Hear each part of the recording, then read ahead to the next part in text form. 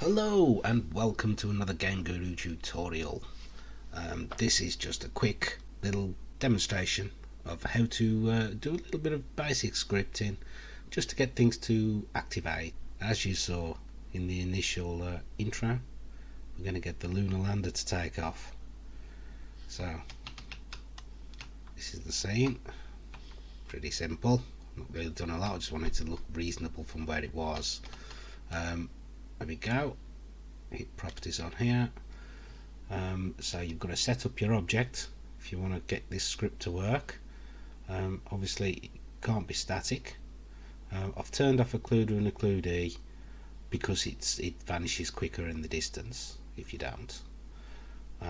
Obviously that's the name of the script at the minute, but you can call it whatever you like. And you have to make sure it's immobile, so it doesn't mess up basically. If it's not immobile, it's going to fall over and do all sorts. Generally, not always. Physics on, and that's it. And just add, I've got a little sound effect for what you saw at the start as well, so don't need to change that, it's already done. Press G to get back into that view, and we'll get the script.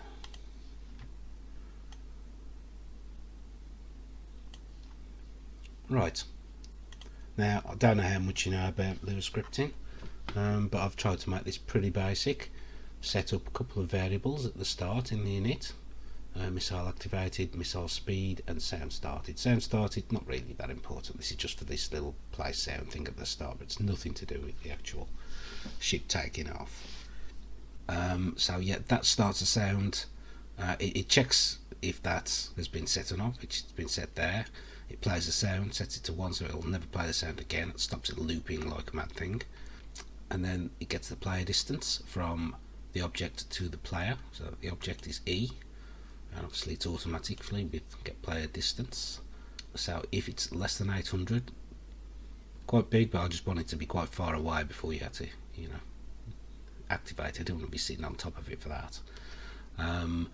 And player health is greater, that's just in case you get shot, so you can't activate something as you're dying and cause some weird bug. And I'm guessing third person is a similar thing. I've never quite understood why they stick that in, because it just makes third person useless for most scripts, but I've left it in for now, but you can always rem it out.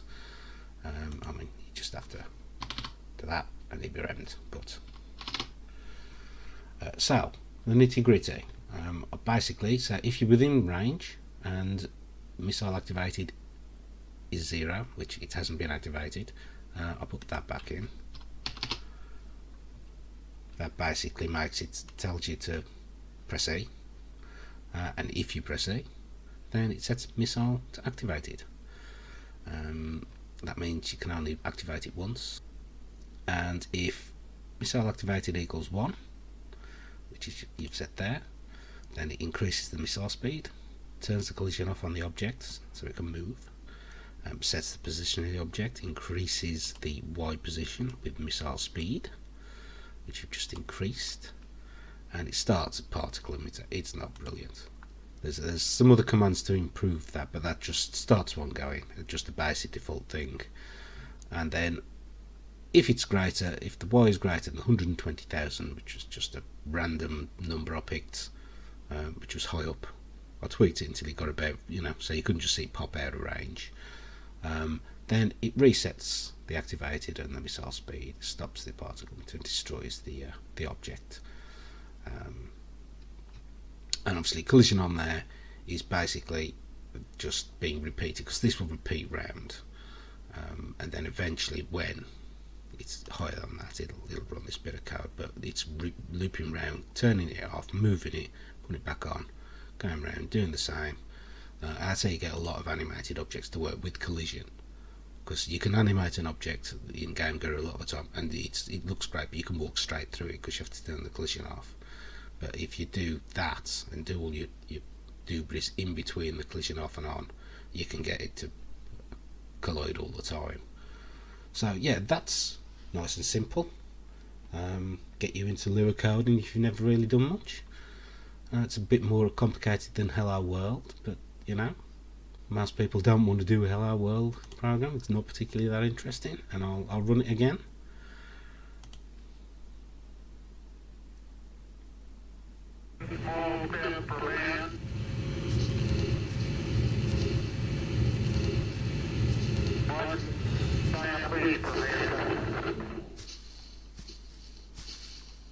So if I press A, off he goes. Whee!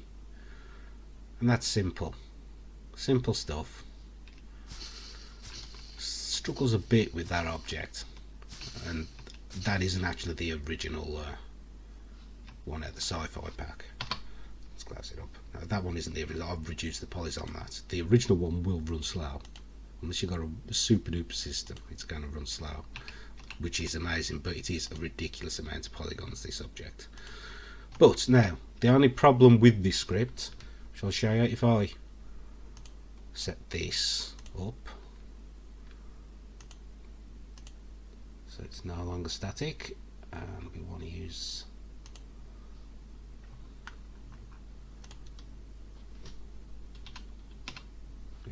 if I get there, launch, there we go.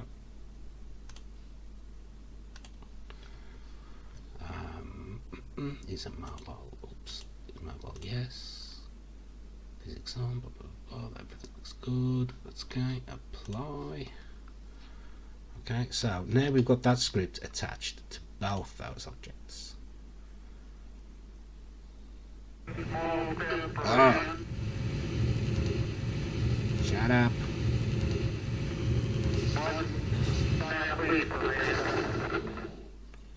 Okay, I'm going to have to get rid of that sample.